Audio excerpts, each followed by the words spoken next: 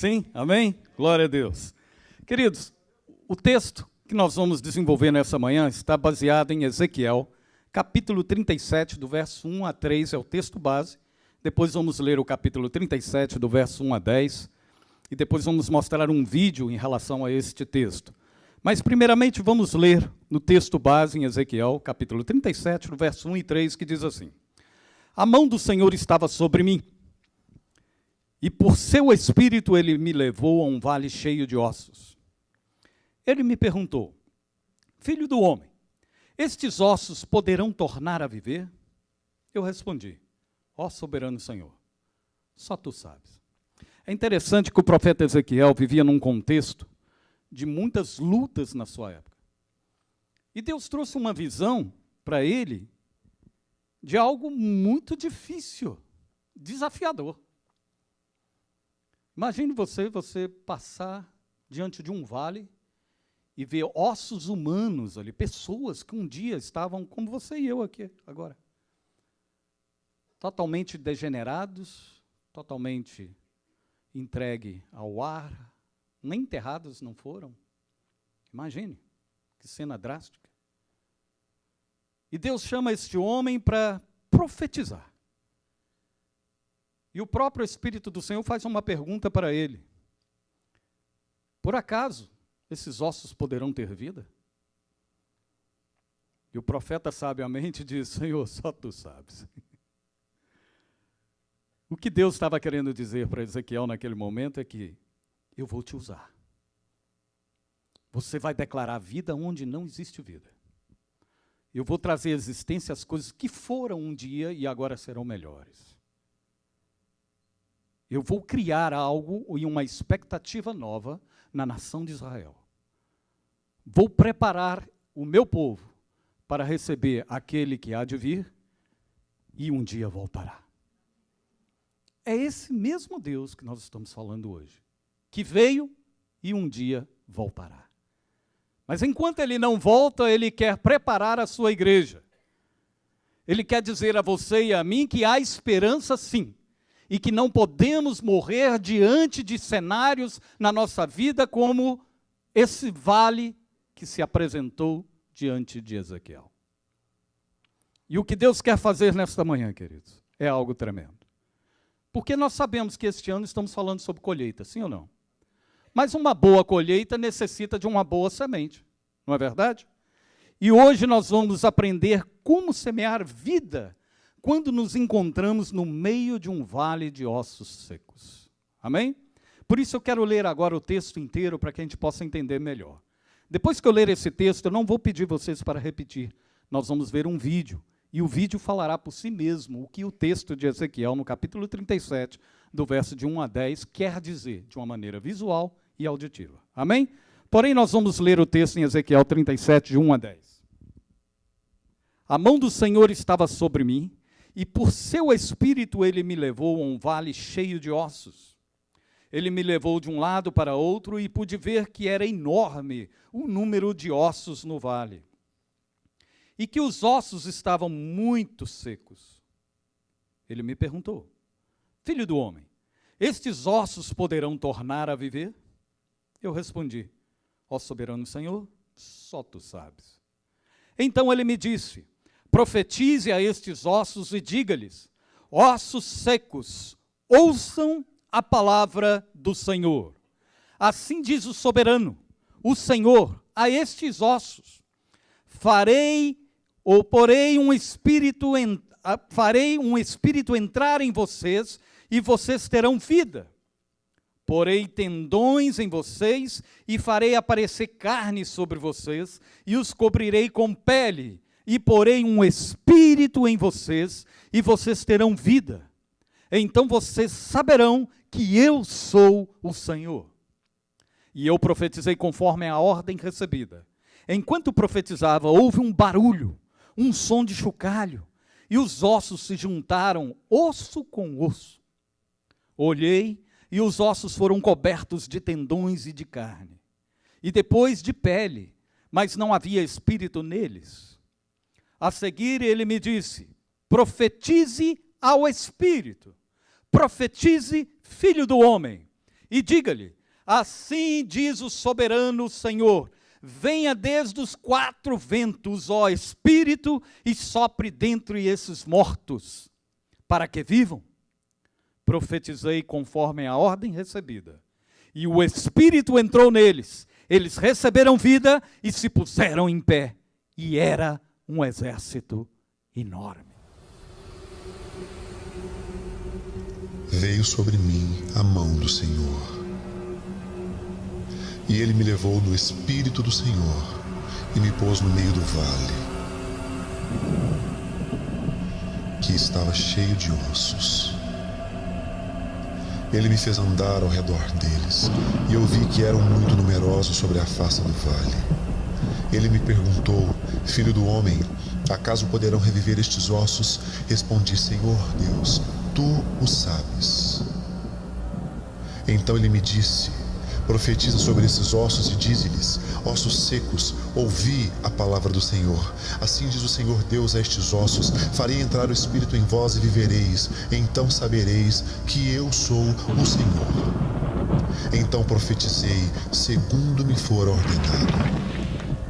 Enquanto eu profetizava, houve um ruído, um barulho, e ossos juntaram cada osso ao seu osso. Olhei, e eis que vieram tendões sobre eles.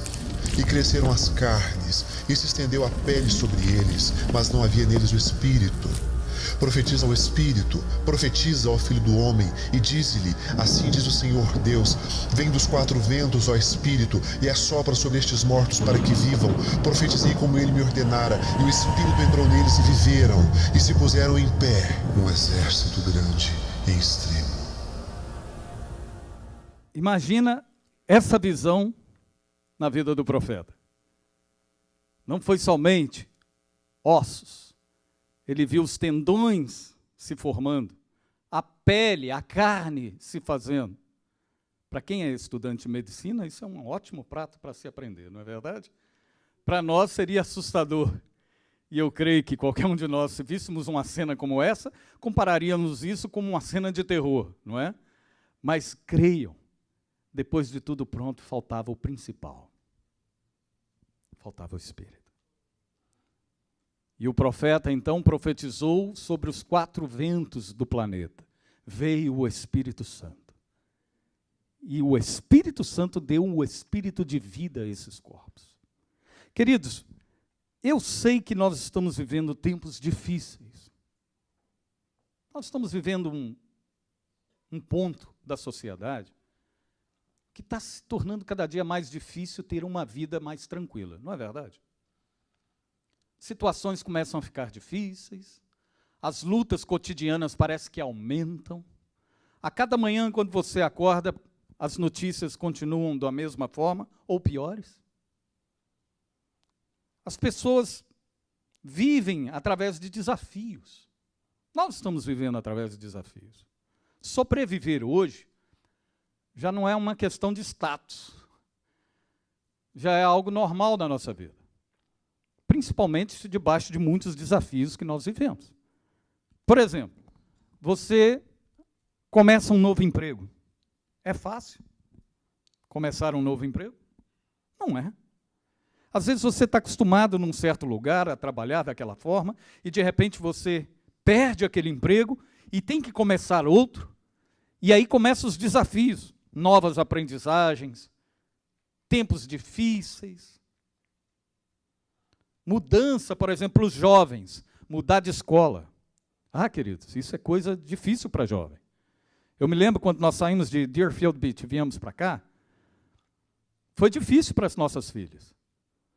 A mudança, primeiro, né, do county, né, em Broward é um sistema, aqui em Miami, em Dade, é outro sistema. E fora a perda das amizades, entre aspas, né, a distância. Tudo isso são mudanças difíceis, são desafios.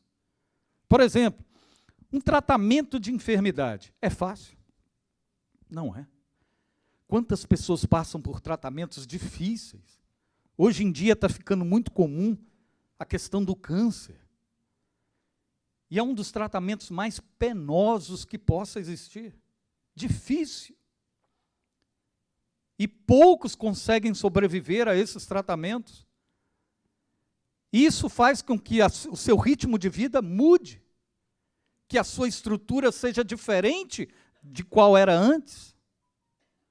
Tudo isso passa a ser algo desafiador na sua vida e na minha vida. Por exemplo, criar novas amizades. Isso é fácil. Não é não, queridos. Não é fácil. Isso envolve tempo, envolve logística, envolve uma série de coisas. Mudança de um país, por exemplo. Foi fácil você chegar aqui nos Estados Unidos? Não foi. Teve desafios. Não é? Alguns vieram de avião. Outros passaram lá no México, deram um tchauzinho para todo mundo. Aqui mesmo em Cuba, temos tantas pessoas sofrendo, e às vezes vêm num barco, num boat, né? Até a nado já estão fazendo. Deveriam participar das Olimpíadas. Porque é um desafio. Chega num país novo, língua diferente, estrutura diferente, raízes diferentes. É desafio, é desgastante, é estressante. Nós estamos vivendo esse contexto hoje. Por exemplo, os irmãos agora vão gostar. Entrar numa dieta. Não é só as irmãs não, os irmãos aqui também, né? É difícil, porque logo, logo a gente sai dela. Não é? Você fala, hoje eu vou só comer folha. Aí você tem uma visão, não é igual de Ezequiel, você vê carne. Você fala, meu Deus, o que eu faço? Se bem que carne faz parte de uma dieta, amém? Mas nós precisamos fazer coisas que não estamos acostumados a fazer. E isso é difícil e é desafiador. Tem tanta coisa na nossa vida que, no afã da vida, muitas vezes não percebemos que algo perigoso está acontecendo. Nossa vida vai se moldando a um padrão que é possível que tenhamos perdido os sonhos de Deus no meio desse afã. É possível. É possível que tenhamos perdido os sonhos de Deus em nós, e vivemos então uma vida meio ociosa, sem saber o que fazer. E quando fazemos, desestruturamos alguma coisa que já vivíamos antes. Às vezes a família sofre, às vezes os vizinhos sofrem, até vizinhos sofrem pela sua mudança, sabia disso? Eu acabei de mudar agora, há pouco tempo atrás, estão morando agora, tem uns vizinhos abençoados aqui, temos o Samuel, temos o Thales, não é? Estão tudo ali, pertinho ali, não é verdade? Mas é um desafio. Foi um desafio para entrar naquele condomínio ali. Então, vocês sabem, isso muda a estrutura da família. Isso muda o nosso tempo, mexe. O que eu estou dizendo não é nada supérfluo, nada distante, é do dia a dia. E esses desafios, às vezes, nos faz perder os sonhos de Deus. Vivemos uma vida ociosa e acabamos por perder o Espírito Santo. Como é isso, pastor? Perder o Espírito Santo? Sim, a gente entristece. Vai entristecendo o Espírito Santo de tal forma que você não começa nem mais a sentir a presença de Deus. Você começa a notar os problemas de tal forma que você esquece da unção que está sobre a sua vida. Você esquece daquilo que Deus um dia te chamou. Aqueles ossos estavam secos no vale de Ezequiel, não era à toa, não.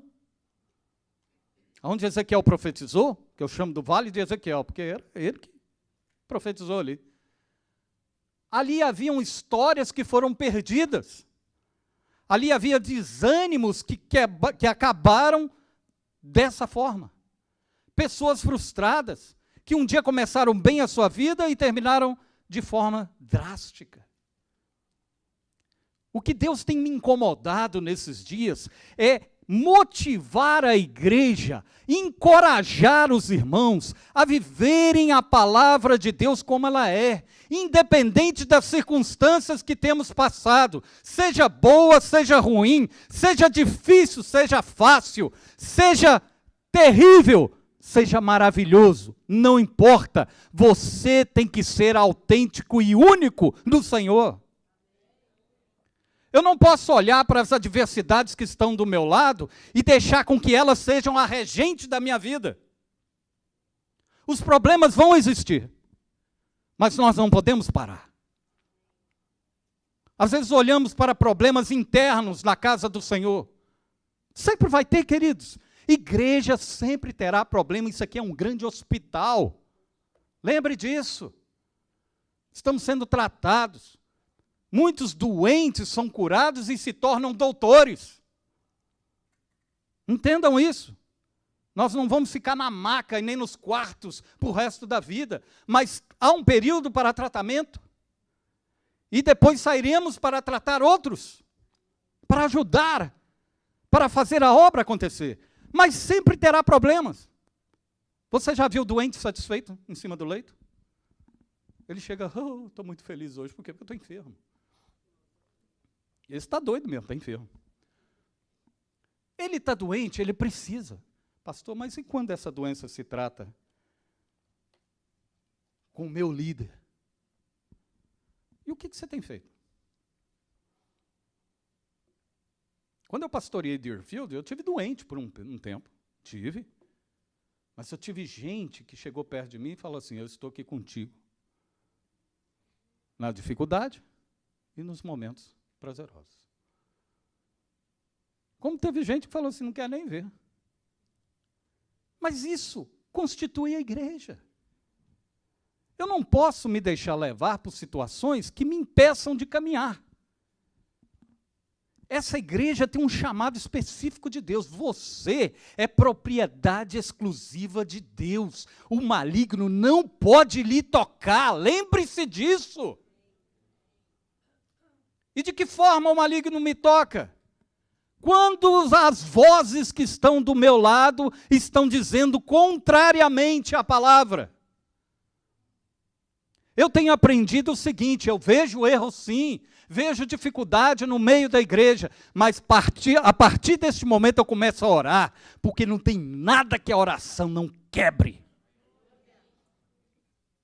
Todos nós somos frutos de oração. Eu tive um tio, que agora está na glória, pastor. Ele era inspetor da Receita Federal. Ele ia até a cidade onde eu estava, onde eu morava, e lá ele gastava tempo comigo. Eu jogando baralho, fumando e bebendo, e ele sentado na mesa comigo, conversando sobre o reino de Deus. E eu só fazia isso. Perda de tempo. Foi não. Ele via o que eu não estava vendo. Ele viu lá na frente, um dia você vai dar certo. Sabe, queridos, os líderes que estão aqui, se errar em alguma coisa, saiba disso, um dia eles vão dar certo. Vão. Porque já deram. Existem os momentos difíceis na vida de cada um de nós. Nós, às vezes, pastores, erramos. Mas a nossa vida é coberta pelo sangue de Jesus. E o que a gente precisa da igreja é cobertura de oração. Não é o levantar dos dedos. Porque isso dificulta. Por isso eu quero encorajar você a você reconhecer a sua identidade. Você é propriedade exclusiva de Deus. Lembre-se disso. Você pode fazer acontecer uma história com letra maiúscula. Deus quer e tem te chamado para isso. Amém? Por isso, queridos, nós precisamos entender que no vale de ossos secos houve muita consequência por causa de princípios quebrados. E eu quero falar rapidamente com vocês nessa manhã sobre isso. Porque possivelmente o resultado deste número contingente de ossos, que um dia eram seres humanos, seja decorrente de fatos que foram negligenciados ao longo dos anos. Em outras palavras, uma semeadura ruim, feita através do orgulho, da vaidade, dissensões, invejas, e aí vai por fora. Vocês querem ver alguns? Eu enumerei alguns aqui e está no boletim para vocês preencherem, amém? Primeiro, é possível sim eu me tornar ossos secos quando eu me torno autossuficiente. Lembra que eu disse para vocês que nós estamos vivendo uma vida difícil nos últimos tempos? E a autossuficiência, às vezes, vem sorrateiramente no nosso coração e a gente não percebe. Às vezes, nós nos tornamos tão individualistas que a gente acha que não precisa de nada. À primeira vista, o sentir-se confortável não parece ser uma coisa ruim, e não é mesmo. Certamente, não é algo perigoso.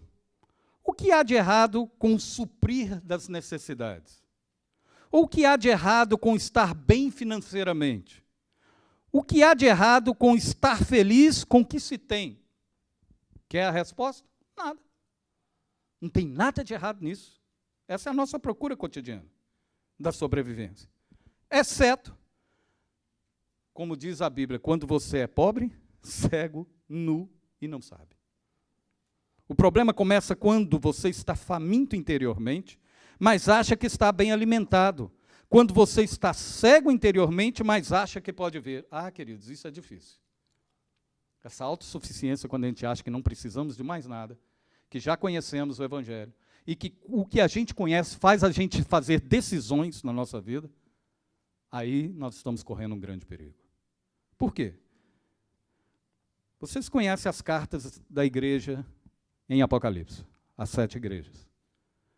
A igreja de Laodiceia foi a que foi bem mastigada, não é?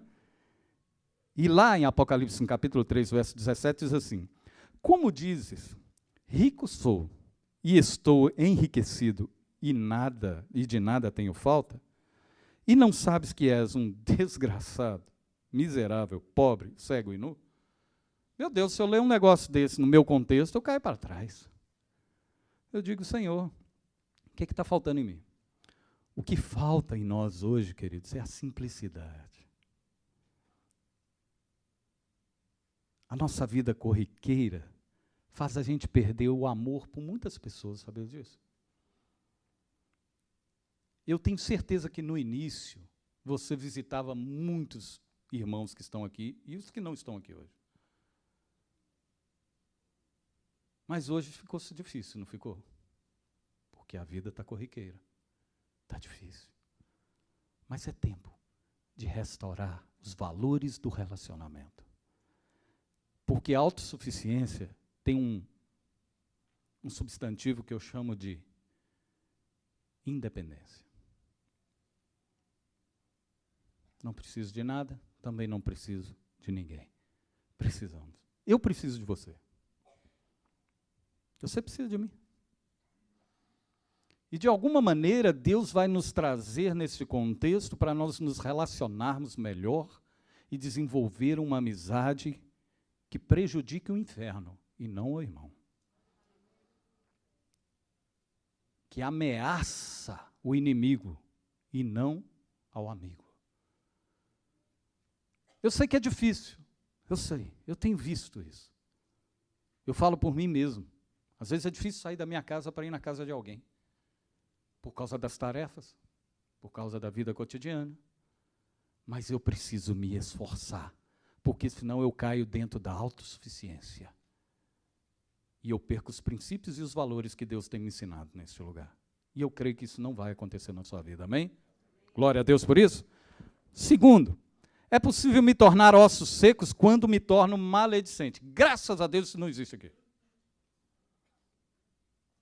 Eu estou profetizando, não estou falando que é atos proféticos. Queridos, eu já me peguei maledicente, mas não foi uma, nem duas, nem três. Deixa eu ler aqui um texto para vocês. Mas antes de ler o texto, deixa eu dizer algo para vocês. A maledicência nos ataca disfarçadamente. Pois falamos com uma indignação, presta bem atenção nisso, com uma indignação santa das outras pessoas. O maldizente é enganado. Ele não enxerga que é muita hipocrisia dizer odeio o pecado quando está pecando por ódio ao pecado. Vou repetir. Preste atenção. O maldizente é enganado. Ele não enxerga que é muita hipocrisia dizer odeio o pecado quando está pecando por ódio ao pecado. Ele diz, eu odeio a maledicência, mas maldiz. Queridos, às vezes eu fico pensando, como que o diabo se alegra disso? E eu me policio. Ultimamente eu tenho me policiado muito, porque é muito fácil eu levantar a minha língua para maldizer. E eu estou dizendo, Senhor, transforma essa língua em oração. Eu quero profetizar na vida de todos, dos irmãos que estão aqui, daqueles que saíram também, dos líderes, para que Deus nos dê um coração aberto, um coração amável, Um coração que entenda a necessidade um do outro, que possa amar e não maldizer. Por quê? Sabe que existe um livro na Bíblia que fala interessante, mas é muito interessante sobre a língua, que é o livro de Tiago, principalmente o capítulo 3. Eu não vou ler ele aqui, porque o princípio não é esse, mas eu quero dizer para vocês, leiam em casa. Vocês vão ver o que o diabo faz com a língua de uma pessoa. Tiago sabia disso, então ele escreveu, falou, olha, queridos, cuidado, a língua é isso. Eu aprendi, então, e tenho aprendido, que eu preciso tirar a minha língua dos comentários, porque existem comentários, não é? Às vezes a gente diz assim, não, eu não estou falando mal, eu estou apenas notificando. Desde quando você trabalha para Neus? Não, eu tenho que te informar que está acontecendo isso. Não, não me informa, não, please. Agora, se você dizer assim, olha, eu tenho que te informar, está acontecendo isso, eu vim aqui para orar junto com você. Pode contar comigo. Vamos orar. Porque o que está acontecendo com teu irmão, com teu líder, com aquele que sei lá quem que você pensa, um dia pode acontecer com você. E será que alguém vai pagar um preço por você de oração? Eu sempre falo assim para os maldizentes. Eu falo para mim, né? Falo, daquilo que você fala das pessoas, as pessoas falarão da mesma forma de você.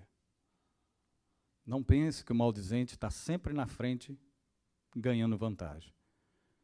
O que você fala mal das pessoas, as pessoas falarão mal de você. Jesus falou mal de alguém, queridos? Mas um dia ele sondou os discípulos dele e viu que tinha muita gente que falava mal de Jesus. Se falando bem falam mal, imagina se falasse mal. Porque não constrói, a maledicência não constrói, ela informa uma destruição em massa.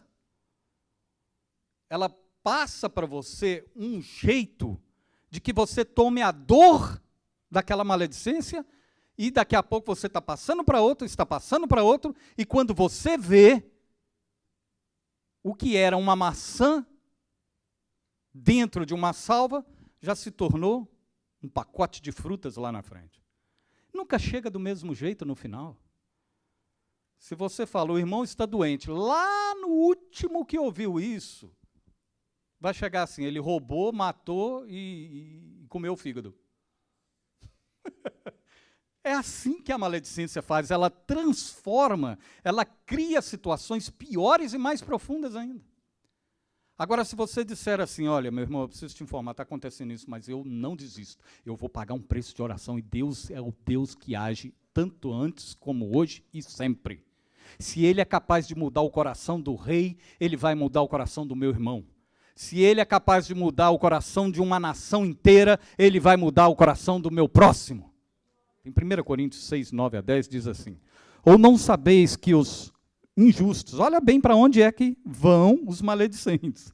Por isso, fala assim, olha, não quero falar mais mal de ninguém.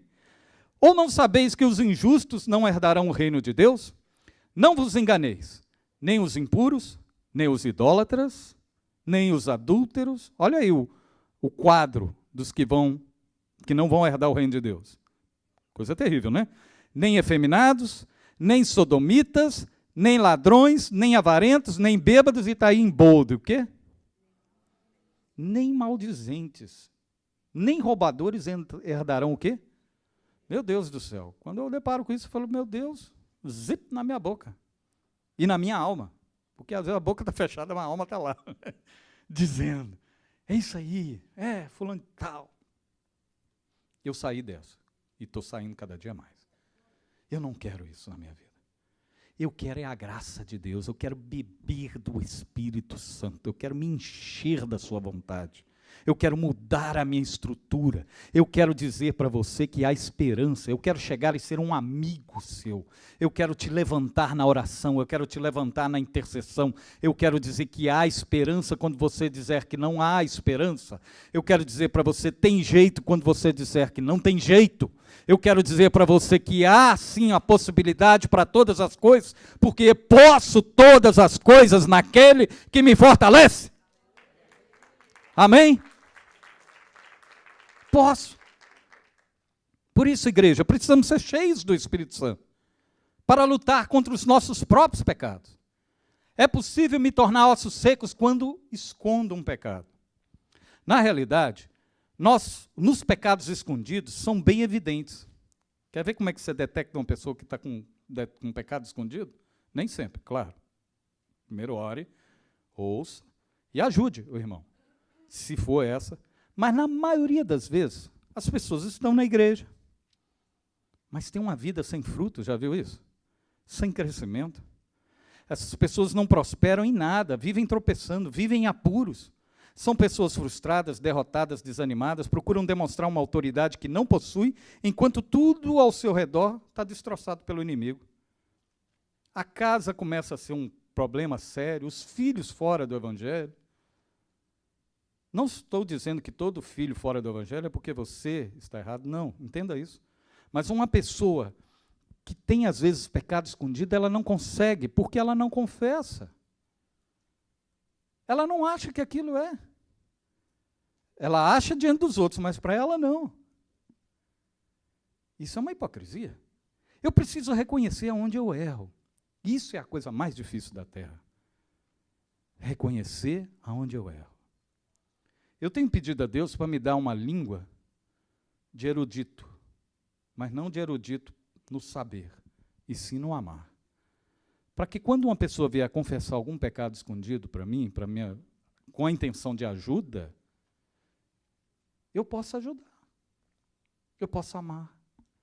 Eu posso dizer, meu querido, eu já vi essa luta antes, ou então nunca passei por isso, mas eu sei que a sua dor deve estar difícil. Vamos sair desse pecado? Porque a Bíblia nos fala que se você continuar aí, queridos, não há esperança. Igreja, muitas pessoas precisam de ajuda, nossa. Não é possível que você venha todo domingo e só se assente neste banco e durante a semana procure um ministério para servir. Não. Tem pessoas ao seu lado no dia a dia. Tem pessoas na sua casa, tem seus filhos, senta com eles, conversa. Eu me lembro muito tempo atrás, quando eu pastoreava em Deerfield Beach, naquele processo de mudança de caráter, eu tive que fazer uma pergunta para as minhas filhas, minhas duas filhas que estão aqui hoje. O que o papai tem errado? É lógico que elas eram menores, né? Para que eu fui perguntar? Quem pergunta tem que ter ouvidos para ouvir. Muita coisa elas tinham razão, muitas coisas não tinham. Mas eu peguei aquele pacote todo e disse, minhas filhas, eu estou errando com vocês, eu preciso mudar. É porque a gente não percebe. No afã da vida, lembra lá no início? A gente está todo dia tentando fazer as coisas acontecerem. Eu pensava assim, sou eu que sou provedor da casa, então eles têm que me obedecer, e acabou, e deve ser. E não é isso, queridos. E às vezes a culpa é da esposa, né? Você não cuidou bem dos filhos. A gente se isenta, não, eu só providencio o sustento para casa. Não, queridos, eu precisava participar da vida delas, chorar com elas, rir com elas. É o que elas mais reclamavam, você é um pai ausente. Eu queria ter aquele pastor lá na frente da igreja, dentro de casa. Dorme com esse barulho? Eu falei, uau, tem que mudar. E hoje elas vibram. Claro, eu tenho erro, como pai, todo pai erra. Mas eu amo as minhas filhas, amo a minha esposa, porque eu tenho um lar restaurado. E não abro mão disso. Não tem ministério que ocupe o lugar da minha família. Porque na minha família tem um ministério chamado Deus Presente. É por esse ministério que eu vivo. A gente está junto nas lutas, nas dificuldades, nas alegrias, nas brincadeiras. A gente está junto em tudo. E eu não percebia isso. Porque havia pecado oculto, escondido. E Deus tratou comigo. Amém, queridos? Por isso, diga para o teu irmão que está ao teu lado aí. Tem esperança, daqui a pouquinho nós vamos falar das coisas abençoadas. Porque a Bíblia diz em Provérbios 28, 13, o que encobre as suas transgressões jamais prosperará, mas o que confessa e deixa alcançará misericórdia. Quarto, é possível me tornar ossos secos quando deixo de orar. Lembra que eu disse aqui no início? Oração é um ato primordial. A falta do desejo de orar, olha que Deus me deu aqui para entender isso. A falta do desejo de orar é muito parecida com a falta de vontade de comer quando se está doente. É raro você achar um quando está doente que está morrendo de fome. Porque geralmente quando ele está doente, principalmente com a garganta irritada, né, aquela coisa toda, ele não tem desejo de comer. Não é verdade? Porque a falta do desejo de orar é muito semelhante a isso. Uma pessoa enferma, quanto menos ela come, menos fome ela tem. Mas se ela não fizer um esforço, irá se enfraquecer cada vez mais, podendo até o quê? Da mesma forma é a oração para o cristão. Se a gente não ora, a gente vai perdendo o desejo de orar. Vai perdendo o desejo de orar, vai perdendo o desejo de orar, vai perdendo o desejo de orar. Daqui a pouco. Ora pela comida. Obrigado, Jesus, estou orando pela semana inteira. Não é? Também não estou dizendo para você orar pelos 500 missionários que estão lá na África, na hora do almoço, né? Mas chame Jesus para comer com você. Jesus, o prato está aqui, está na mesa a comida. Vamos comer? É esse relacionamento que Cristo quer que você tenha. Não é aquele, Deus Altíssimo Soberano, na tua augusta presença, não quer isso. Deus está tão distante, não é? Eu quero aquele pertinho comigo. Falei, Jesus, e aí, vamos andar de bicicleta comigo? Agora eu arrumei um jeito de andar de bicicleta. Venho para o trabalho aqui todo dia de bicicleta. Vocês estão vendo que eu estou ficando um pouquinho mais magro, né? Ainda vou chegar lá. Estou chegando lá, então falta muito ainda. Mas, queridos, eu todo dia chamo Jesus para pedalar comigo. Jesus já deve estar assim, né? Está todo dia pedalando comigo. E eu venho, às vezes, passa aqui perto desse cemitério aqui, me dá vontade de fazer que nem Ezequiel. Ossos secos, levantem, tenham vida. Mas não é por aí, não é? E às vezes estou ali pedalando, ali perto daquilo, com a mosquitada sai daquele lago ali, pega na minha cara, eu falo, Jesus, põe o escudo aqui. Mas não desisto, minha esposa está vendo isso. Um calor que está fazendo esses dias. Eu chego aqui na capa do LP, quem lembra disso? Que o disco já quebrou há muito tempo. Só está a capa, para quem tem mais de 30 anos. Mas eu vou com alegria. Por quê, queridos? Porque eu oro, eu venho orando. Eu digo, Senhor, muito obrigado. Obrigado. Estou aqui, estou vivo. Glória, estou podendo andar. Que bênção. Senhor, olha que céu maravilhoso. Aí vem aquela tempestade. Senhor, continua maravilhoso. Está maravilhoso. Tudo que Deus faz é bom, queridos. Preste atenção nisso. Tudo que Deus faz é bom. A tempestade é linda, o céu azul é lindo, o pôr do sol é maravilhoso, o entardecer é maravilhoso, a noite é maravilhosa. Deus tem gosto.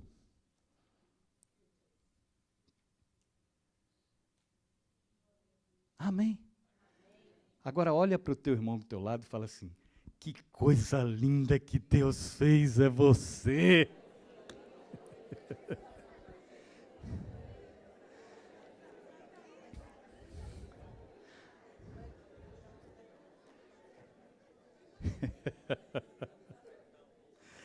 Segunda Crônicas 7,14. E se o meu povo, que se chama pelo meu nome, se humilhar e orar e buscar a minha face e se converter dos seus maus caminhos, então eu ouvirei dos céus e perdoarei os seus pecados e sararei a sua terra. Queridos, o segredo está na palavra. Vamos botar em prática, não desista, não corra, vá para o joelho, para o pó. Grandes homens de Deus são homens de Deus hoje porque alguém pagou um preço de oração por eles. Tem gente que está com o joelho dobrado para que esses homens de Deus sejam o que são hoje, porque existem intercessores, existe alguém orando, pagando um preço para essas pessoas poderem fazer a vontade de Deus. Continue, continue. Pastor, mas está tão difícil. Continue. Agora é época de tempestade, mas lembra que acima das nuvens negras tem um sol escaldante, um céu azul brilhando o tempo inteiro. E Deus nos chama para isso. Continue, continue, continue. Continue. Está difícil, continue. Não aguento, continue. Vou desistir, pare. Continue na oração, porque a oração de um justo pode muito em seus efeitos. Amém? É possível me tornar ossos secos quando julgo as pessoas. Opa, graças a Deus, nós não temos problema com isso. É importante, olha bem, o importante é lembrar que você não é dono da verdade absoluta. Só Deus sabe todas as coisas e devemos sempre ter cuidado antes de julgar. A Bíblia nos diz que podemos julgar segundo a reta justiça de Deus. Mas também fica claro que, na maioria das vezes, não julgamos desta forma. Fazemos uma avaliação precoce, sem fundamentos, destruindo as pessoas. Deus, sabendo disto, nos instrui, na maioria das vezes, para não julgarmos, quando defendemos as nossas razões e não as dele. Porque com a mesma maneira que medirdes, será o quê? E com a mesma maneira que você julgar, serás o quê? Pronto. Eu acho que eu não preciso nem falar muito sobre isso.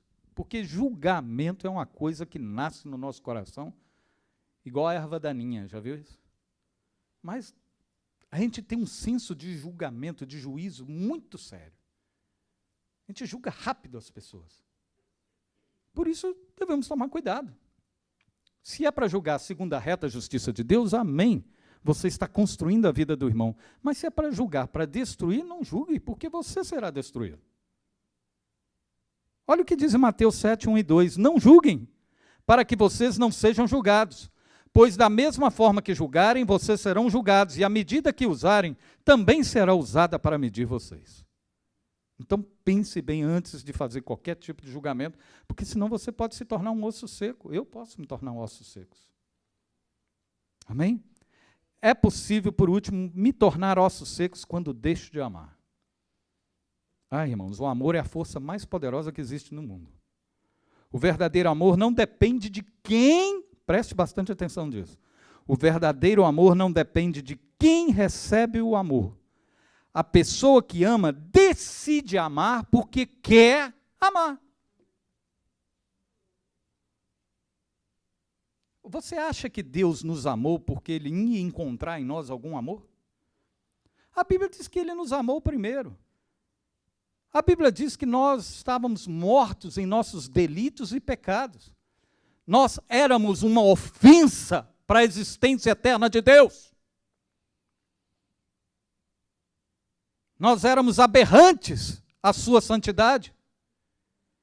E Ele olhou para mim e para você e diz assim, que Deus nos amou de uma maneira inexplicável, de tal maneira, que foi capaz de dizer assim, para mudar a história da humanidade, eu vou ter que botar um sacrifício vivo, santo e agradável a mim. E Ele selecionou Jesus para vir e fazer isso. E Jesus veio e cumpriu a vontade do Pai. Ele morreu para que hoje tivéssemos acesso à sua verdade. Ele ressuscitou para que tivéssemos vida e vida em abundância. Por isso Ele está dizendo assim, se Ele nos amou quando éramos pecadores, o que me faz diferente de amar um irmão? É porque nós criamos condições para isso. Aquele irmão é enjoado, não é? Ele faz umas coisas esquisitas, ele fala meio áspero comigo. Ora, queridos, nós estamos falando aqui de 6 pontos práticos da nossa vida. Ore. Eu já orei por pessoas que tinham ódio de mim. E hoje, pela graça de Deus, me amam. Não sei como sim. Sei que Deus foi lá e mudou a coisa. Mas é comum você estar se relacionando com a pessoa e você olha para aquela pessoa, ela te trata mal, ela fala mal de você, aí você fala o seguinte, vou isolar, eu não preciso dela. Autossuficiência, não preciso.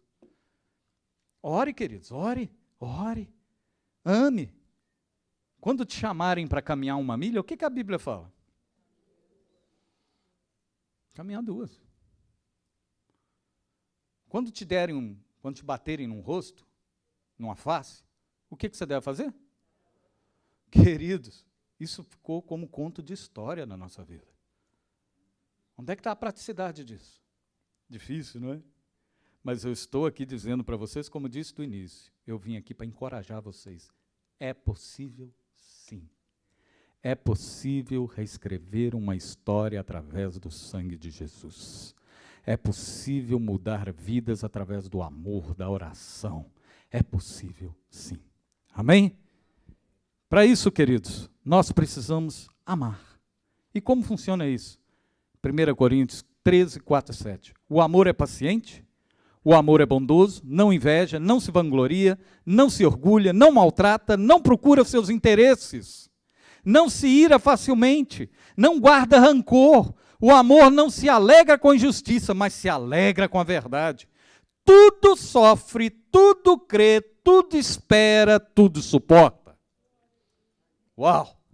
Quando eu olho isso, eu falo, meu Deus, que isso seja uma realidade na minha vida. Eu quero aprender com essa palavra. Não é fácil. Às vezes eu não suporto, às vezes eu não quero sofrer, às vezes eu não creio, às vezes não espero. Mas eu quero o fruto do Espírito, porque isso é fruto do Espírito. Isso aqui é muito maior do que qualquer projeto que você possa fazer na sua vida. É muito maior do que qualquer pregação que o melhor pastor do mundo possa pregar. Quando você ama de fato, isso move o coração de Deus. Isso faz com que Deus se levante.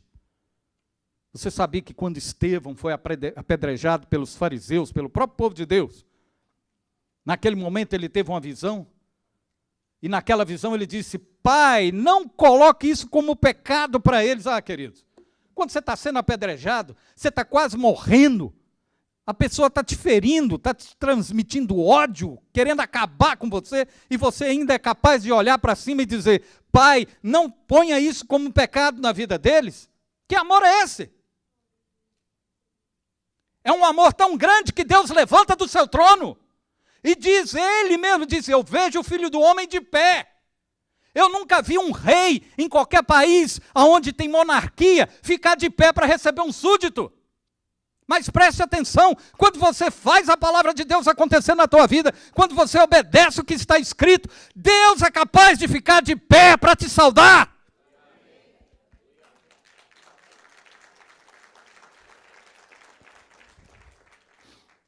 Temos que aprender. Eu preciso aprender com Deus. De modo prático e rápido. O que eu preciso fazer? Primeiro, reconhecer e confessar os nossos pecados. Isso é a primeira coisa. Provérbios 28, 13. O que encobre as suas transgressões nunca prosperará, mas o que as confessa e deixa alcançará misericórdia. Isso está claro? Amém?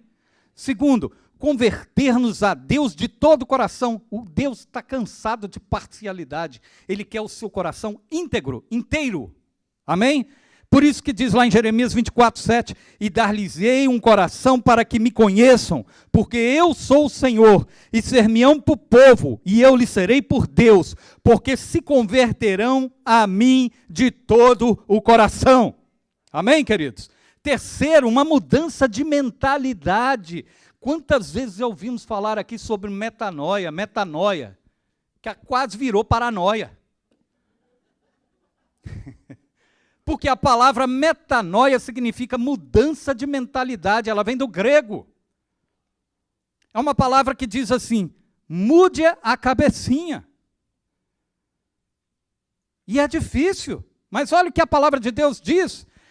Não sedes, Romanos 12, 2, e não sedes conformados, ou seja, não fica na forma deste mundo. Não tome o molde do que as pessoas dizem acerca de fulano, de ciclano, da igreja, do povo, de você, das suas atividades. Não se molde a isso, molde-se à palavra de Deus. E não sedes conformados com este mundo, mas sede transformados pela renovação do vosso entendimento, para que experimenteis qual seja a boa, agradável e perfeita vontade de Deus. Ah, querido, se isso acontecer na tua vida e na minha vida, não tem inferno que nos resista. Amém? Quarto, amar uns aos outros. 1 João 4, de 1 a 12. Amados, se Deus assim nos amou, também nós devemos amar uns aos outros. Ninguém jamais viu a Deus. Se nós amamos uns aos outros, Deus está em nós, e em nós é perfeito o seu amor. Ah, queridos, eu me delicio com essa palavra, porque é um desafio para mim. Eu amo os desafios.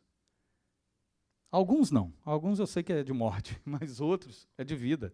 Isso aqui, para mim, fala tudo. E é o mais difícil. Mas eu creio.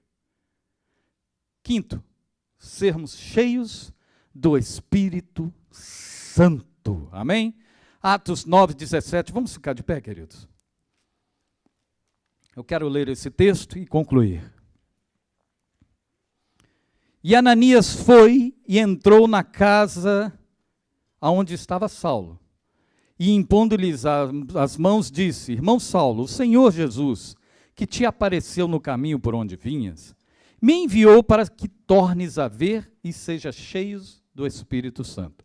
Deixa eu contar um pouquinho rapidamente essa história. Ananias era um profeta de Deus. Ele sabia muito bem que Saulo, antes de se transformar em Paulo, antes de ter o nome de Paulo, Saulo era um perseguidor da igreja. Era um homem que mandava matar os cristãos daquela época. Imagina. Ele tinha ticket para as arenas dos Neros, lá onde muita gente vai na Itália e visita aquele monumento, que acha lindo, mas não se esqueça que ali milhares de cristãos foram degolados, mortos, por causa dos games dos grandes reis. Ele tinha ticket para ir para lá só para ver morte de um monte deles. Esse Saulo que perseguiu os cristãos, Deus fala com ele a caminho de Damasco. E aí ele volta cego, porque quem vê Deus, meu querido, na carne, volta cego.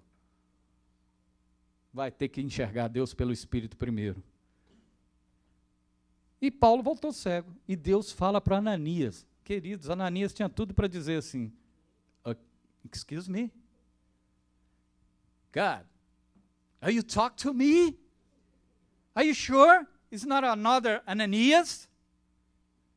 Deus, o senhor está falando comigo, não é outro Ananias, não? Porque o senhor está doido, está mandando no meio de um cara que manda matar cristão, que mata os nossos irmãos. É lá. Eu quero que você vá lá, ore, para que Saulo seja cheio do Espírito Santo e torne a ver. Ele precisa ver e ser cheio do Espírito. E vai lá, Ananias, depois de uma certa barganha com Deus, tá bom, Senhor, mas eu vou no teu nome. É claro que você só pode ir no nome do Senhor. E ele foi lá e falou: Ananias, o Deus que te apareceu lá no meio do caminho, me mandou para que te tornes a ver e seja cheio do Espírito Santo de Deus. O cara era inimigo de Israel, inimigo do povo cristão. E agora estava vendo e escreveu 13 cartas maravilhosas, das quais nós usufruímos até hoje. Que bênção, querido.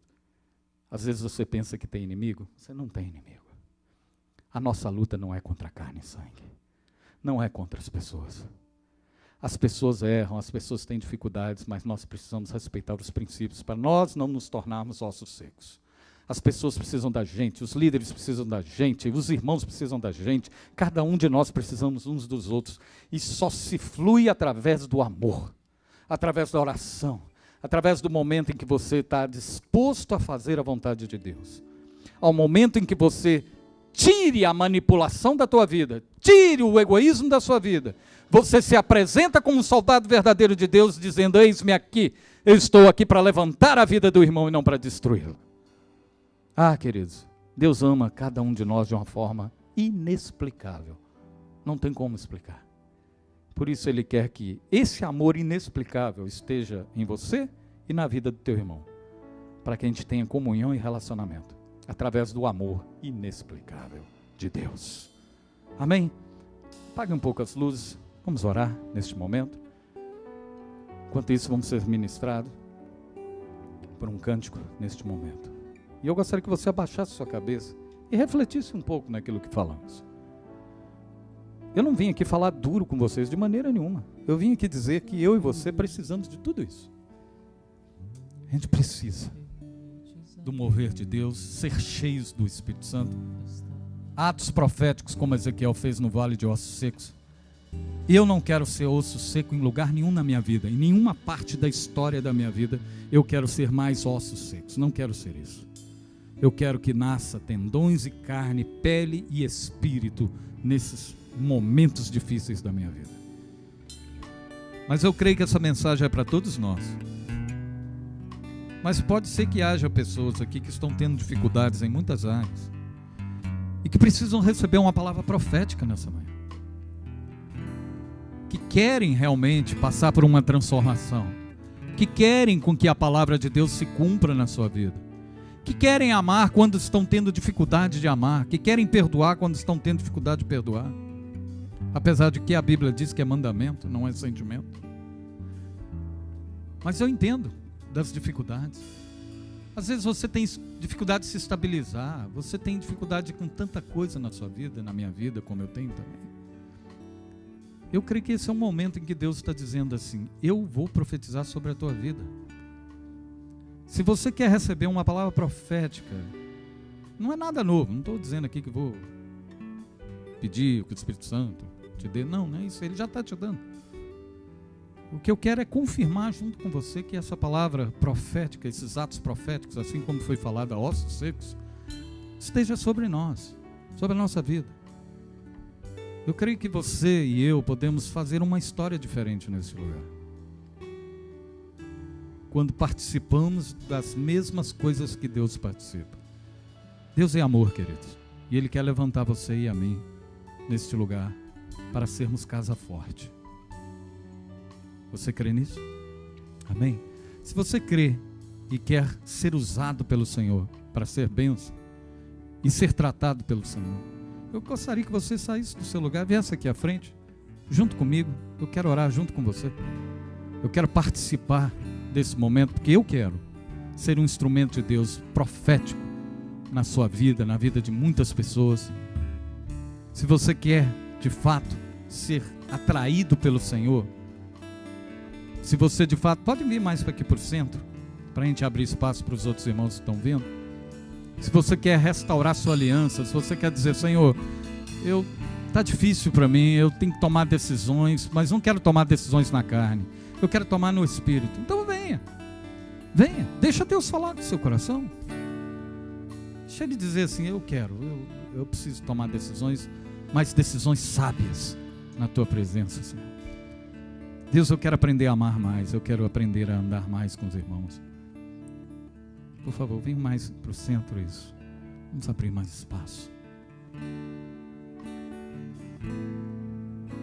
Eu não estou preocupado com contingente de pessoas, não. Queridos, culto não é para Deus, não é para mim. Amém? Se não viesse ninguém aqui à frente, Deus conhece o coração de cada um. Mas esses irmãos estão dizendo aqui agora que eles precisam de atos proféticos na vida deles, que tem áreas na vida deles que estão como ossos secos, e eles querem restauração. Eu quero, eu estou dizendo para mim, eu quero, eu preciso, como preciso. Eu sou apaixonado pelo Senhor e não abro mão disso. Eu quero estar com Ele, e Ele conhece as minhas deficiências, e Ele está dizendo: eu te curo, meu filho, sou eu que te curo, sou eu que te abençoo. Amém? Eu vou pedir a minha esposa, a pastora Simônia, que venha aqui e faça essa oração, porque eu quero estar junto com eles para receber essa oração. Amém? E se você ainda deseja, pode sair do seu lugar. Vem aqui em nome de Jesus. Amém. Eu gostaria de compartilhar que, ouvindo essa ministração, o Senhor me lembrou, daqui desse púlpito mesmo foi pregado sobre ladrões de alegria. E o Senhor ministrou no meu coração na época sobre murmuração. E às vezes, como uma dona de casa, como mãe, a gente quer ser cheio de razão, né, como ser humano. Deus não quer saber se você tem razão no seu pecado de murmuração ou de maledicência. Às vezes a gente tem. Às vezes o copo está fora do lugar mesmo. Às vezes o papel higiênico nunca é colocado no lugar. Estou falando aqui de coisas do lar bem íntima. Mas não traz vida para mim reclamar. Não traz vida, não me faz mais forte, me faz vale de osso seco. O filho vai correr de você, porque ele não aguenta mais a sua chatice, não é? Seus amigos, ela fala: meu Deus, já vem essa pessoa de novo, não é? Então, e o Espírito Santo de Deus vai ser apagado da sua vida. Você só sabe falar o que todo mundo está enxergando, os problemas. Deus nos chamou para profetizar a vida. Quando eu chegar diante do mar, ele está fechado, não adianta eu falar: poxa, você me trouxe para esse lugar e ficar aqui, morrer aqui, sair de lá onde tinha comida, cebola, carne, para morrer. De um lado tem pedra, do outro lado tem mar. O senhor está louco, Deus? What am I doing here? O que é que eu estou fazendo aqui? Então eu queria compartilhar com vocês o que está, sabe, fluindo dentro de mim. É que não importa se você tem razão, não importa se o seu esposo não gosta de orar, não gosta de ler a Bíblia, se a sua casa você está vendo que está de mal ou pior. Não importa se você tem razão, o que importa é o que vai trazer vida. Vai ser botar o pé na água que vai abrir o mar? É o cajado que eu vou ter que ouvir a voz de Deus. Eu vou ter que ouvir o que a palavra diz. E eu vou ter que profetizar. Meu filho chegou e o que eu estou vendo eu não gosto. O meu esposo chegou e o que eu estou vendo não tem nada a ver com Deus. O Senhor quer ouvir a sua boca se abrindo para profetizar. Existe vida aqui em nome de Jesus. Eu sou a atalaia de Deus nessa casa. Eu vou mudar. Deus chamou a gente cheio de defeito para fazer diferença, para que o Espírito de Deus seja derramado sobre nós e faça diferença na nossa casa, na nossa comunidade, onde a gente for. Amém, igreja? Então eu queria convidar aqueles ainda que estão pensando, eu falo muito, eu estou com maledicência, mas eu tenho razão, eles estão errados, ou então a minha casa está errada. Deus está dizendo para você que não importa se você tem razão. Use essa razão para se humilhar debaixo da potente mão do Senhor e para fazer aquilo que Deus está falando para você fazer. Bota o cajado nas águas que vai abrir. Amém? Não adianta furar buraco nas pedras que não vai poder correr do inimigo. Vai morrer. Vai virar vale de osso seco. Vai ser profeta de morte, de caos. Nós temos que escolher ser profeta de vida.